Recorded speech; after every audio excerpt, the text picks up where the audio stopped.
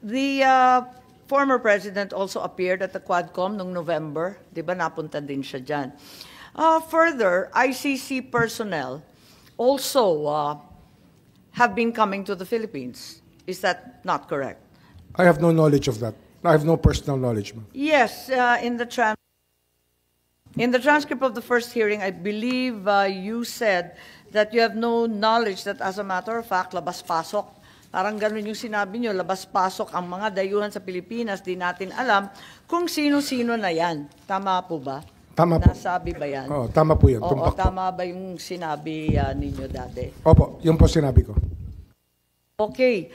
Pwede ba natin ipakita yung binigay ng Bureau of Immigration na nagsidatingan yung ICC personnel noong October ng last year. Ang unang dumating ay isang interpreter na ang balita may koneksyon sa Pilipinas, Maya Destura Bracken, US citizen, dumating ng October 4, interpreter ng ICC.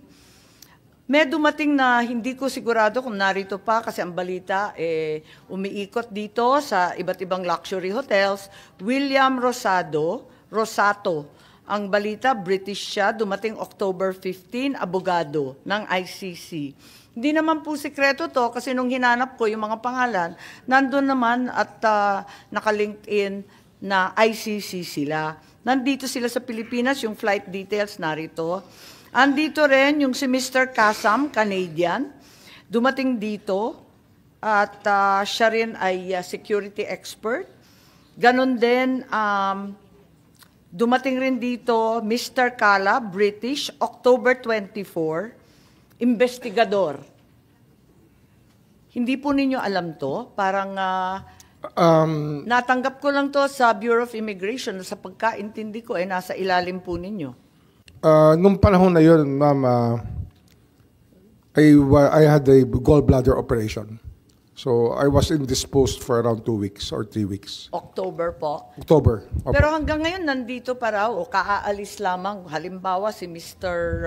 William Rosato, mula October hanggang very recently yata, o baka narito pa. Nababalitaan ko umiikot dito Wala hong nag-advise sa akin. So, At hindi ko naman kasi tinatanong na, sapagkat ang paniniwala ko talaga, labas-pasok lang ho talaga lang ang mga tao sa atin. At hindi naman pwedeng tanongin kung ICC sila o hindi. Hindi naman pangkaraniwan tao to Talagang ICC investigator to. So, walang pake ang DOJ, hindi kayo interesado. ICC nang pinag-uusapan.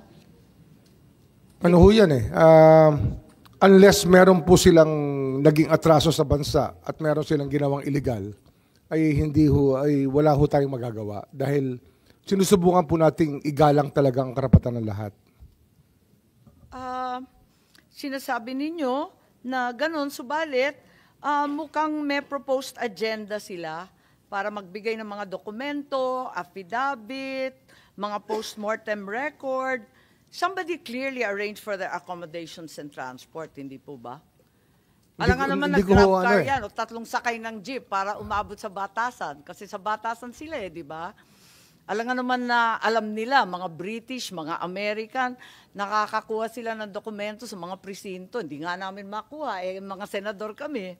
Ano ho kasi, ang mga dayuhan po na kagaya po nila sa nationalities nila, visa-free po yan for 30 days. Oo, alam kong visa-free, pero alam nila pumunta sa iba't ibang presinto sa Caloocan, alam nila hagilapin yung mga tao sa Batasan Hills, at higit sa lahat, tinulungan sila ng pulis para kumuha ng mga PNP documents. May alam ba kayo, General Torre, Chief Marbil? Malamang po, kung tatanungin niyo po ako dyan, kung may alam akong maaring tumutulong sa kanila, marahil may kilala po akong tumutulong sa kanila. Isang pari po na matagal ko ng kaibigan na tumutulong sa kanila. Hindi, kasi ang liwa-liwanag, andito sa screen, hinihingi nila yung mga testigo, yung documentation, mga police blotter, mga ebidensya. Hindi yan binibigay sa miski sinong turistang tumatambay. Tinulungan talaga sila, di ba? Hindi po ang DOJ ang tumutulong sa kanila. Sino kaya ang tumutulong? Baka naman si Chief PNP Marbil, alam niyo kung sino tumulong. Dahil nakakuha sila pati mga ospital, nakadali sila ng mga confidential records kung sino-sino ang DOA na dumating sa East Avenue. Sinong tumulong sa kanila para hagilapin lahat ito?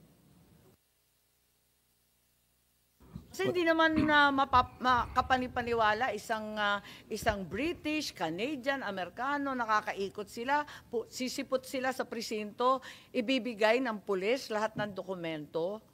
Marami ho kasing civil society organizations na tumutulong talaga sa kanila. Eh di ba yan din nga ang reklamo nila, hindi sila binibigyan ng dokumento ng pulis? Baka si Chief Marbil, may alam po ba kayo? Bakit binibigay lahat itong hinihingi? Madam Police Chair, blotter, seized evidence, radio transmissions. Naku talaga, tactical operations na to ang bigat Tapos yung drug operation details, total number during the time period. Yan ang hiningi nila sa Batasan Hills Tapos ibinigay naman. Ba't po nagkaganon? Kadali-dali sa kanila. Madam Chair, Hirap na hirap po kami dito sa Senado kumuha ng mga ebidensya katulad niyan. Madam Chair, during my time as Chief of the Philippine National Police, I have no request coming from the ICC to give any information regarding this matter. Si Executive Director Alcantara, alam po ninyo na may humihingi ng kung ano-anong papeles? ICC, nagtanong ba sila? Meron pang bank records di ba? May bank I'm sorry, secrecy Madam, tayo. I am not privy to any of these. All these requests. Hindi nakakapagtaka kasi yung agenda na ibinigay ng ICC na pagkatagal-tagal nila rito at saka detalyado to ay hindi biro-biro, Police Station 6, Batasan Hills, QC. Lahat ng blotter, seized evidence, etc. Paano nila na-pinpoint yung ICC, na-pinpoint yung Police Station 6 sa Batasan Hills? Ang galing naman po nila, kararating pa lang sila sa Pilipinas, alam na nila lahat ng lugar. I think it's the Committee on Human Rights before the Quadcom that came out with the Station 6 reports. If I recall it right, I think it was Congressman Abante who was chairing that hearing.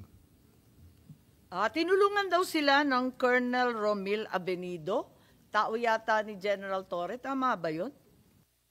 Doon sa Batasan Hills, sa Station 6, nung QCPD daw kayo, tao ninyo, tama ba yun?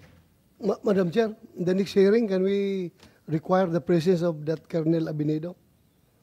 Kasi yun ang tinuturo at yun ang nabanggit ng ICC.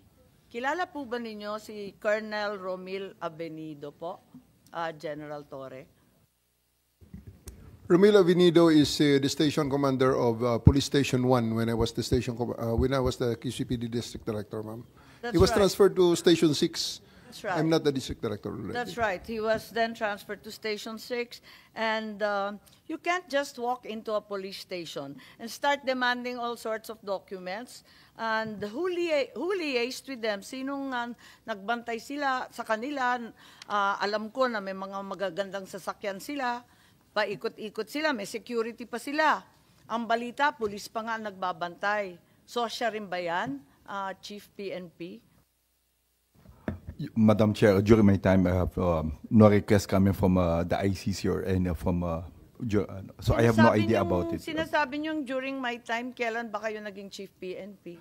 Ma'am, April 2024. Oo, ito October 2024, yung iba na natili rito hanggang, palagay ko yung iba aalis lang o kundi narito pa. Matagal sila, so Madam it's Chair, during your time po. that is already during his time. It's very much your October time. na yun Madam Chair, with that, I have no idea and have no request coming from the ICC po. But sino nagbigay ng security? Na police? Sir, I have practically no idea po, sir. Sigurado po kayo? Kasi nakakuha rin sila ng medical records, may financial records, police records, forensic evidence. Medical records are confidential, alam naman natin lahat yan. Paano nila nakukuha lahat yan, pati CCTV? Paano nila nakuha? At very precise ang pagkakuha, ang dali-dali. Sinong tumulong sa ICC sa palagay ninyo? Wala ba kayong suspecha o alam kung sino? Ma'am, Madam Chair, we will just investigate, but I have really no idea regarding this matter. si General Torre, pinuno ng CIDG. Siguro alam niya, kapag may tao na nagtatanong sa mga presinto, sa